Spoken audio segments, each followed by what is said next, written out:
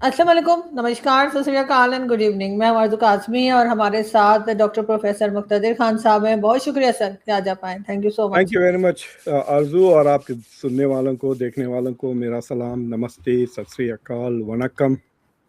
Thank you so much sir. और sir अब तो आखिर स्विट्जरलैंड में भी एक मीटिंग हो गई जो बीच में थोड़ी सी लगा के खराब भी हो गई। ट्रम्प ने शायद कोई ट्वीट कर दी और फिर कहा गया कि जी ईरानी डेलीगेशन सेकंड सेशन में नहीं आ रहा। लेकिन सर ये जो वॉर रही है या जो लड़ाई रही है इतने दिन 100 डेज, जिसको अक्सर लोग कह रहे हैं तकरीबन 100 डेज रही है, जी, कैसे देखते हैं आप इसको कि क्या हासिल हुआ अमेरिका को या क्या खोया ईरान ने? मतलब अगर हम इसका एक जायजा लें इस वॉर का, तो आपके ख्याल से क्या हुआ इसके अंदर और अभी तक जीता कौन है, हारा कौन है?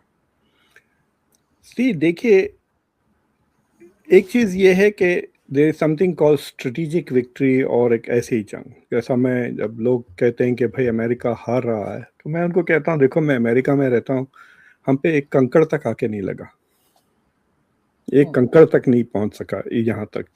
ये और बात है कि अमेरिकन बेसिस तबाह हो गए इन द रीजन, और आपको पता है भारतवासी ज़्यादा मारे कंपेयर टू इंडियंस इस जंग में। मोर इंडियंस हैव डाइड, जो हम्म, सेलर्स, और फिर वो कुवैत एयरपोर्ट पे एक बंदा इधर उधर। अमेरिका के 15 लोग मारे गए और कुछ 500 जख्मी हुए हैं, दैट्स इट। और ये इतनी बड़ी जंग जिसमें तकरीबन कह रहे हैं कि 7,000 ईरानी लोग मारे गए हैं। तो ईरान का फिजिकल नुकसान बहुत ज़्यादा हुआ है, इसमें कोई शक की बात नहीं। ईरान के 150 के करीब पानी के जहाज डुबा दी गए। This is the second time कि अमेरिका ने ईरान की पूरी नेवी को डुबा दिया। 1980s में रोनाल्ड रेगन ने भी किया था कि पूरी नेवी को डुबा दिया था। इट्स सो इजी, मतलब वो डिफेंसलेस है। ईरान को पता नहीं कब समझ में आया है कि एयर डिफेंस भी नाम की कोई चीज़ होती है। हम्म, तो तो इट वाज बेसिकली डेवस्टेटेड, उसकी मिलिट्री कैपेबिलिटीज पे काफ़ी नुकसान हुआ है, लेकिन उसके जो मिसाइल और ड्रोन कैपेसिटी है वो ज़्यादा, उसको उतना धक्का नहीं लगा जितना ट्रम्प क्लेम करते हैं। अमेरिका की इंटेलिजेंस साफ कहती है कि अभी तक उसके 2/3 मिसाइल सप्लाई बाकी हैं, बैलिस्टिक मिसाइल्स, और जो लॉन्चर्स वगैरह हैं वो आधे के करीब अभी भी बचे हुए हैं। लेकिन अगर आप from A strategic victory, it's like saying कि मैंने एग्ज़ाम लिया, मेडिकल एंट्रेंस लिया, मुझे इसमें 90 आए, उसमें 90 आए। भाई आपको कितने भी आए, मेरा सिंपल सवाल है, आपको एडमिशन मिला या नहीं मिला मेडिकल? हम्म, अगर नहीं मिला एडमिशन मेडिकल में, तो you have failed the exam. You can tell कि मेरे को 95% आए। तो अमेरिका का भी वैसे ही हाल हुआ। नुकसान बहुत ईरान का किया इन्होंने, जिसके बदले में ईरान ने इसराइल का भी नुकसान किया। अमेरिकन बेसिस तो तबाह हो गए, रहने के लायक नहीं रहे, इसलिए अमेरिकन सारे होटलों में शिफ्ट हो गए थे। और गल्फ का भी काफ़ी नुकसान हुआ है, और ऐसा नुकसान जो सालों लगेंगे रिपीट करने। बट अमेरिका के जो जाते वक्त जो स्ट्रेटेजिक गोल्स थे, वो सारे के सारे अमेरिका ने फेल हो गए। इट्स लाइक सेइंग कि जब हम कहते हैं ना कि अमेरिका ने तालिबान से जंग हार गई, what do we mean? We mean के बेसिकली के अमेरिका ने fail to realize its strategic goals. आपने जाके अफगानिस्तान में 20 साल कब्जा किया और $2 ट्रिलियन डॉलर्स खर्च किए, 6,000 से ज़्यादा अमेरिकन मारे गए, लेकिन आपके जो मकासद से वो पूरे नहीं हुए। That's why you lost. Similarly Iran के डोनाल्ड ट्रंप ने कहा था पहले के अनकंडीशनल सरेंडर, वो तो इन्होंने किया है unconditional surrender memorandum of understanding में। दूसरी चीज, ईरान, वो चाह रहे थे कि ईरान का न्यूक्लियर जो प्रोग्राम है वो पूरी तरह से तबाह बर्बाद खत्म हो जाए। कुछ नहीं हुआ। अभी भी ईरान के कब्जे में उसके एनरिच्ड यूरेनियम जो है 1,000 पाउंड का 60%, वो अभी भी ईरान ही के पास है। ईरान ने एनरिचमेंट रोकने से अभी तक कॉन्फर्मेशन नहीं दिया। It is going to be negotiated ये 60 डेज। ईरान का बैलिस्टिक प्रोग्राम बरकरार है, ईरान के मिसाइल्स ड्रोन्स बरकरार है, ईरान का support for Hezbollah and Houthis बरकरार है, ईरान की रिजीम बरकरार है। सिर्फ फ़र्क ये आया कि वो जवान हो गई है। जंग से पहले सब 80-90 साल के थे, अब वो 50-60 साल के हो गए हैं। सो दे आर रोबस्ट। और जो IRGC का जो कंट्रोल था ईरान के अंडर, वो बढ़ गया है। So the moderates have become weak, और जो हार्ड लाइनर्स है वो ज़रा स्ट्रांग हो गए हैं।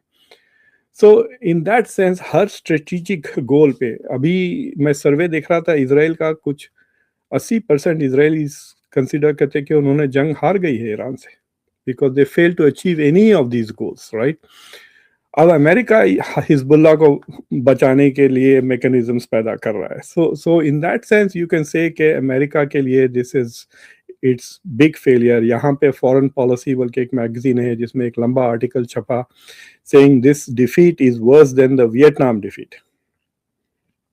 देखिए, Vietnam is still a communist country, unified है और it is thriving, right. So America के जो गोल्स थे कि South Korea North Korea type कुछ किया जाए, वो they failed completely in the Vietnam, they failed in Afghanistan. अभी भी तालिबान है, अभी भी वुमेन्स राइट्स नहीं आए, ना डेमोक्रेसी आई, ना कुछ आया, ना प्रो वेस्टर्न हुकूमत आई अफगानिस्तान में।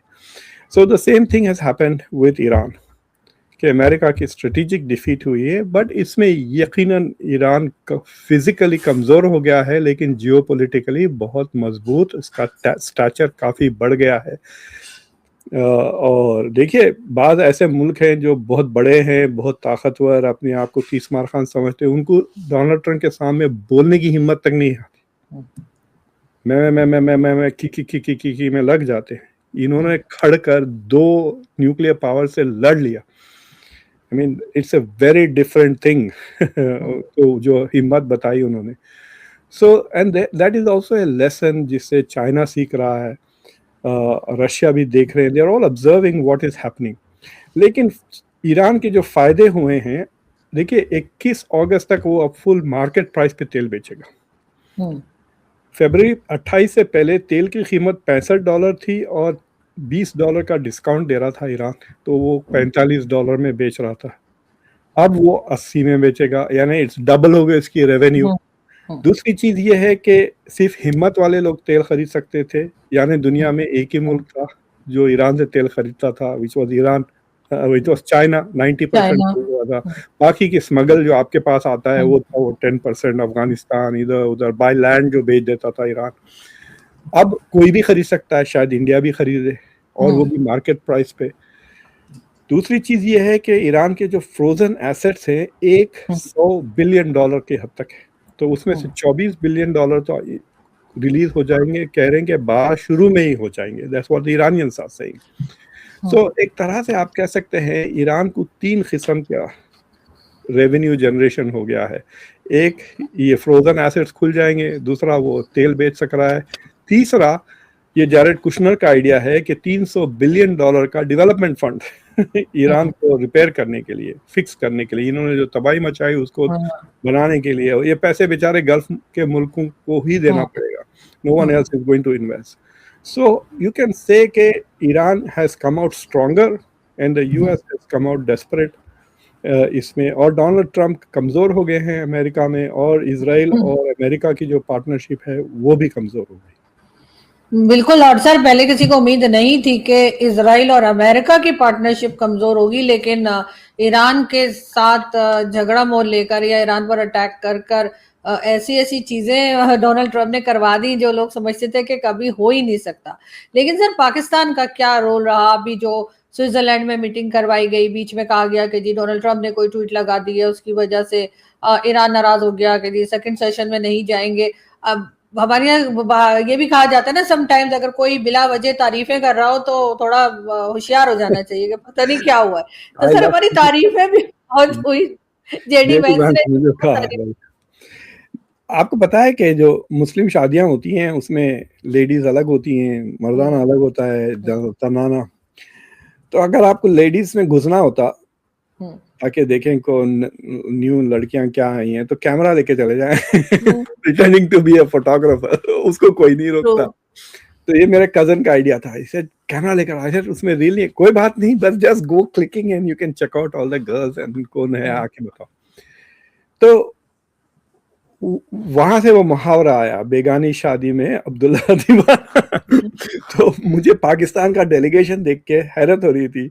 नेगोशिएशंस ईरान और अमेरिका के हो रहे हैं, पूरा का पूरा पाकिस्तान टॉप ब्रास शहबाज हाँ, शरीफ भी है वहाँ, आसिम मुनीर भी हैं, फिर मैं देखा कि आपके वो नकवी होम मिनिस्टर भी थे, हाँ, वही होम मिनिस्टर भी थे, एंड इंफॉर्मेशन मिनिस्टर भी थे, वो सिर्फ डिफेंस मिनिस्टर को पता नहीं क्यों छोड़ गए वो लास्ट मिनट को। उनको ज़बान पे काबू नहीं है उनके इसलिए उनको they don't trust him, he said they exactly. I think Asim Munir ने कहा इसको कमरे में ना रखें वरना ये 2 मिनट में हम सबको आउट करवा देंगे। अभी भी मैं सुना कि वो कश्मीरियों के बारे में कुछ अजीब-सी बातें कर रहे थे कि हाँ, कश्मीरीज़ आर नॉट कश्मीरीज़ वैसे। हाँ, but I was very surprised. आपने वो प्रेस कॉन्फ्रेंस देखी जेडी वैंस की जो हाँ, इरानियंस ने आपने बॉडी लैंग्वेज में देखा डिस्टेंस आसिम मुनीर ज़रा हट के खड़े थे। हाँ, ये it was very interesting which means theoretically मतलब he was not supposed to be there.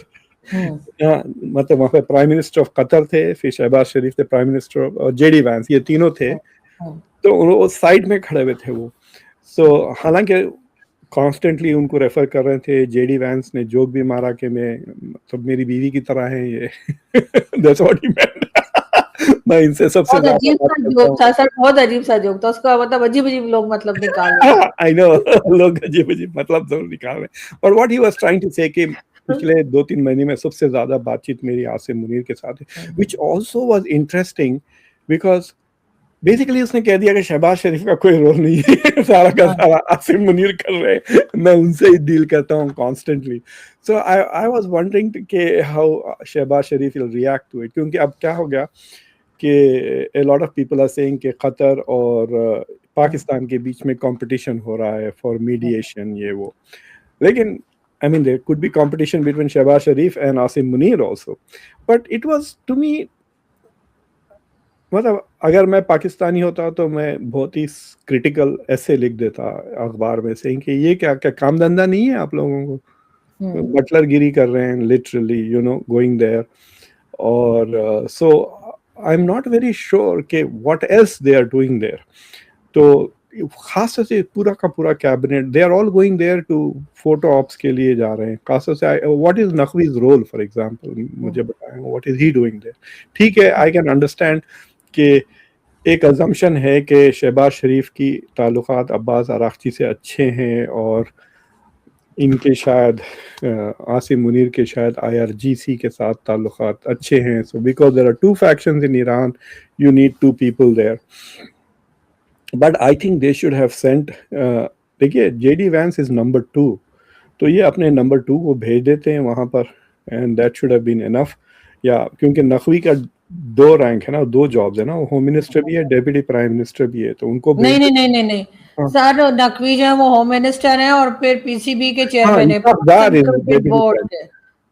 Isaac हाँ, Dar deputy prime minister Ishaq Dar बिल्कुल। हाँ उनको भेज देते खत्म हो गई बात that should have been hmm, enough right वो एक ही हुँ। बंदा should have been there Ishaq Dar vice he is deputy prime लेकिन मिनिस्टर सर जो लिस्ट आई है उसमें तो 4 मिलिट्री के लोग और भी हैं। लोग ये पूछ रहे हैं कि ये लोग क्या करने गए थे? देयर आर और द साथ में टेक्निकल इन्फॉर्मेशन वो में टेक्निकल टीम्स हैं दे आर एक्चुअली मेरे ख्याल से जो ऊपर के 4 हैं उनसे ज़्यादा यूज़फुल वो चारों हैं because they are dealing with details about how to deal with Hezbollah Lebanon में कैसा मैकेनिज़्म किया जाए हॉर्मुज़ की सिक्योरिटी तो उसके लिए I think the military people are more important than the political but I देखिए ये सवाल में मेरा ये लंबा एक शो हुआ खमर साहब के साथ इसके बारे में मैंने बोला हाँ, आपको मिला क्या है ये जो पब्लिक अटेंशन है this is just photo ops videos on social media in reality क्या मिल रहा है आपको ये मुझे बताएं कि कुछ बेनिफिट्स आ रहे हैं कॉन्क्रीट बेनिफिट्स कुछ टेक्नोलॉजी ट्रांसफर हो रहा है कोई वेपन्स मिल रहे हैं आपको या पैसा मिल रहा है डेवलपमेंट एड वगैरह कुछ भी नज़र तो मुझे नहीं आ रहा है and because Jared Kushner is also there देखिए अगर आप डोनाल्ड ट्रंप है और अगर आप रिश्वत देना चाह रहे हैं आसिम मुनीर को तो कैसा देंगे जैरेड कुशनर के थ्रू देंगे ना जो सरकार में नहीं है वो उनको एक अपार्टमेंट कहीं ना कहीं कहता है ज्यूरिक में एक अपार्टमेंट दे देता हूँ मैं आपको लंदन में ये ले ये अपार्टमेंट ले लें 3-4 चीज़ें वो बहुत आसानी से जैरेड कुशनर इनके नाम पे कर सकता है सो आई आई वांट टू सी के मतलब ये पिछले 3-4 महीने से मेरा सवाल है कि कॉन्क्रीट बेनिफिट्स क्या हो रहे हैं पाकिस्तान को और उससे हटकर आपके डोमेस्टिक जो प्रॉब्लम्स हो रहे हैं अभी जो कश्मीर में तमाशा हुआ वगैरह प्रोटेस्ट कितने लोग मारे गए तो it also appears that there is domestic neglect चल रही है. They're so occupied है कि अगर ये दिन रात negotiations में ही लगे हुए हैं तो मुल्क कौन चला रहा है? नहीं तो सर मुल्क तो मतलब आपको लग रहा है चल रहा है? ऑटो पायलट पर है. अगर ये चलना कैसे है तो सर फिर ऐसा खुद ही चल रहा है वो, और जैसे वो ऑटो पायलट पे छोड़ देते ना प्लेन को, ऐसा कुछ चल रहा है. लेकिन सर पाकिस्तान को क्या बेनिफिट हो सकता है? कई हो सकता है. मैं बताता हूँ आपको. अगर सुन रहे हैं तो बंदे सुने और मुझे कुछ क्रेडिट दें. एक ये है कि ईरान ने अपनी तरफ से पाइपलाइन बना दी आपके बॉर्डर तक. आपने अभी तक शुरू नहीं की. ट्रम्प से ले लें परमिशन के सैंक्शंस वेवर दे दें हमको, क्योंकि अब सैंक्शंस वेवर यहाँ पे ख़त्म हो गया. तो ये जब तो आपके पास डेडलाइन है अगस्त 21 से पहले तक बना लें वो पाइपलाइन. अगर अगस्त 21 के बाद अगर रोकना भी पड़ा बट पाइपलाइन तो बन जाएगी ना. So that is one thing that they should do is get that pipeline done. उससे बहुत it will be a game changer Pakistan के लिए भी, ईरान के लिए भी. It will also change Indo-Pakistan Iran relations ज़रा deep हो जाएंगे आपके. अगर वो पाइपलाइन बन जाती है वहाँ से तेल इंडिया भी आ सकता है. If you want, अगर ताल्लुकात बेहतर हो you can extend that. So I think that is one thing that they can do to do that. दूसरी चीज़ ये है कि जैसा उन्होंने इन्वेस्टमेंट्स बुलाए, कई चीज़ें हैं जो आपके पास हो सकती हैं. अब इलॉन मस्क ने एक पाकिस्तानियों से कुछ $60 बिलियन की कंपनी खरीदी, कुछ इन्वेस्टमेंट्स. सो अब यूएई में एक $30 बिलियन का AI का रिसर्च सेंटर था जो ईरानियंस ने टारगेट किया था. सो लोग कहते हैं कि आपका जो पोर्ट जो चाइनीज बना रहे थे, सीपैक का जो प्रोजेक्ट था, that was suppose to challenge Dubai, right. So वो नहीं हो सका बिकॉज मतलब बलूचिस्तान रिबेलियन चल रहा है, प्रोजेक्ट इज नॉट फिनिशिंग वगैरह. This is another chance for them to take over because Dubai is on the back foot. तो if you want to compare you can go to America and say कि भाई आपकी traffic जो Dubai से जाती है उसको इधर से भेजें. so there are lots of things they can do. They need to think about it. मतलब मैं यहाँ बैठकर मैं ज़्यादा मतलब I talk about Pakistan but मैं उतना क्लोजली स्टडी नहीं करता ना पाकिस्तान को जितना मैं इंडिया को करता हूँ, अमेरिका को करता हूँ. So people who are studying Pakistani economy वगैरह, आपके एक्सपोर्ट्स कुछ $7-8 बिलियन के करीबी हैं. वो भी सिर्फ कपड़े हैं, mostly garments. So they should find other sources of trying to improve. और पार्टनरशिप्स ज़्यादा नजर आए. देखिए आप इंडिया को देखें, हर चीज़ में पार्टनरशिप्स है अमेरिका के साथ. Agricultural technology, defence technology, IT technology, education वगैरह वगैरह. पता है ये सारे IITs जो बने थे, they were all built in partnership with MIT. तो उस तरह के पार्टनरशिप्स नहीं नजर आते मुझे. So like right now you have good relations with America. आपके एजुकेशन मिनिस्टर क्यों नहीं है अमेरिका में, going around and trying to get universities to either come to Pakistan या इन्वेस्ट इन पाकिस्तान या पार्टनरशिप करें. So there are many things that they can do ना. तो फॉर एग्जांपल आप ट्राई करके H1B कोटा टू पाकिस्तानीज बढ़ाने की कोशिश करें. टेल ट्रम्प टू से कि चलो 10% हमको दे दें, 70% तो इंडिया को जा ही रहा है, मे बी 10%, 15% रिजर्व कर दें पाकिस्तान के लिए. So there are lots of things that they can take from Trump but they need to be thinking about it. And they मतलब अगर वो अपने मुल्क के बारे में सोच रहे हैं तो I am sure they know more than me कि क्या ले सकते हैं. नहीं सर, उनको बिल्कुल नहीं. आपके जैसे लोग जब बात करते हैं तो बहुत से आइडियाज आई फील के उनको कभी कभी हो सकता है हमारे शो से भी मिल जाते हो, क्योंकि कई चीजें ऐसी होती हैं जो माइंड में नहीं आई होती, कहीं शो में देखकर या किसी की बात सुनकर भी कुछ आइडियाज जो हैं वो हो जाते हैं, समझ में आते हैं. लेकिन सर लास्ट में मैं ये जरूर पूछूंगी कि भारत के साथ रिलेशंस कैसे चल रहे हैं इस वक्त अमेरिका के, इसलिए कि वो जैसे जेडी वेंस भी कह रहे हैं जी पाकिस्तान से बड़ा प्यार है, ट्रम्प भी कह रहे हैं आई लव पाकिस्तान, और कमर चीमा साहब कह रहे हैं देखे जी पूरा अमेरिका हमें प्यार कर रहा है. तो सर वो जैसे मैंने चीमा साहब को भी कहा था शो में कि प्यार से डर लगता है, थप्पड़ से डर नहीं लगता। तो वही वाली बात है सर, वो अमेरिका के प्यार से डर लग रहा है, लेकिन भारत के साथ इस वक्त कैसे रिलेशन है? देखिए, शायद आपके थोड़ी ऑडियंस इससे चिढ़ जाएगी।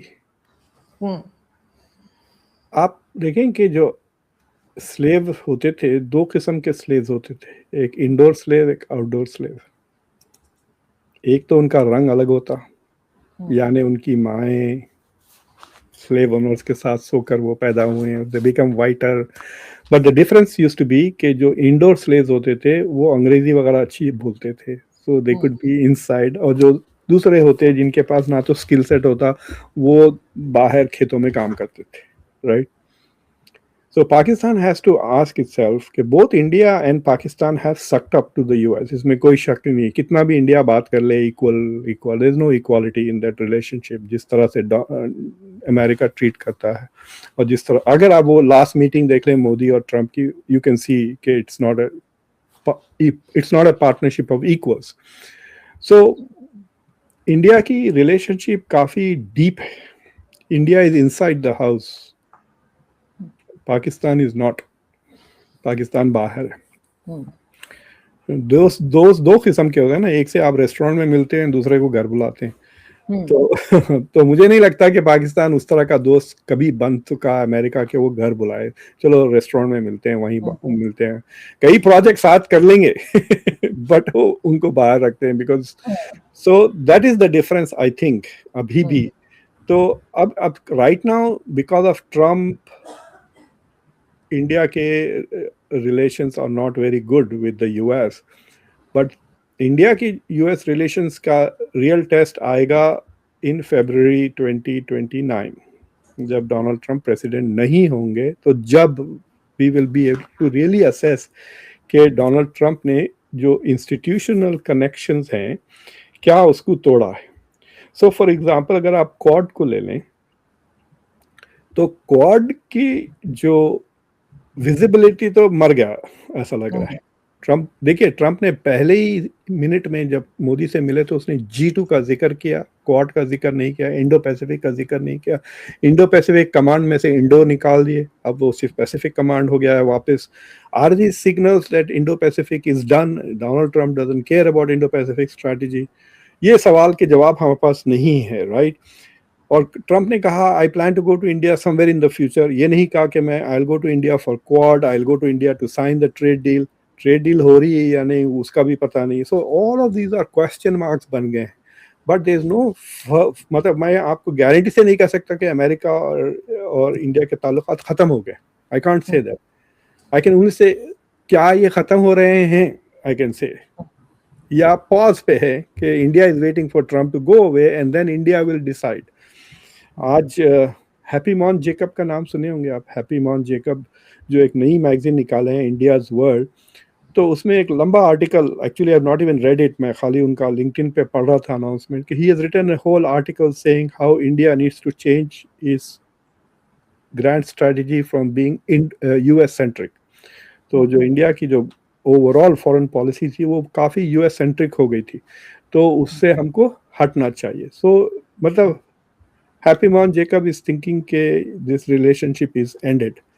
मैंने ऐसा कोई आर्टिकल नहीं लिखा, बिकॉज आई स्टिल थिंक कि इट इज़ पॉसिबल कि इंडिया की जो अहमियत है वो दोबारा बढ़ेगी after Trump. So the question is के depends on who becomes the president ना.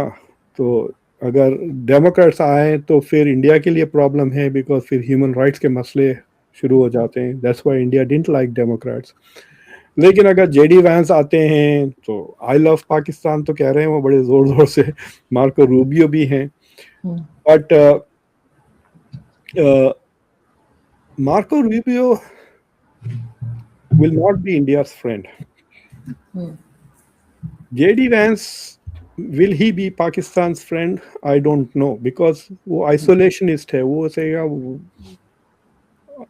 ईरान में गए थे इसलिए पाकिस्तान की वो तो बेनिफिट्स की वजह से सर चेंज हो जाता है ना वो तो ओपिनियन. हाँ, so when if he becomes president, so मतलब तीन ऑप्शंस है. If a Democrat comes up, will India's relations return to normal?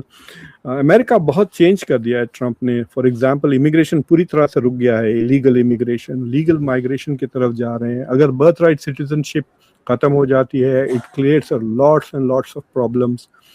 और अब मैं जैसा अब फॉर एग्जांपल एक पाकिस्तानी स्टूडेंट आया था यहाँ पर पीएचडी के लिए, तो मैं उससे इंटरव्यू कर रहा था, तो मैं उससे पूछा तो उसने मुझे खुल के बता दिया कि उसको यूके में भी स्कॉलरशिप मिली है और हमारे पास से भी मिल रही थी। तो मैंने उसको कहा कि मेरी एडवाइस उसको थी कि don't say no to UK, ऐसा करो दोनों जगह अप्लाई करो। अगर अमेरिका में वीज़ा मिल गया तो आ जाओ हमारे पास, अगर हम आपको वीज़ा नहीं दिए तो then go to UK and then try again next year. So अब हम खुल के ऐसा, एक साल पहले मैं हंस के कहता what rubbish, UK is a third world country, वहाँ जाके पढ़ने से अच्छा घर में बैठ के पढ़ लो। यही कहता था मैं, कराची यूनिवर्सिटी से कर लो या लम्ब से कर लो PhD. I would not recommend UK at all, but because हमारे पास एटीट्यूड चेंज हो रहा है। अगर आप इंटरनेशनल स्टूडेंट बन के भी आए, अमेरिका में पीएचडी 6 साल लगते हैं, पॉलिटिकल साइंस और इंटरनेट 6 साल से आप मतलब 20s से 30s में आ जाते हैं, you are a different person. Plus उसके बाद अगर आपको यहाँ पे जॉब भी मिलना मुश्किल हो गया, रुकना भी मुश्किल हो गया है। They are trying very hard to make it difficult के आपको H1B मिलना मुश्किल कर रहे हैं।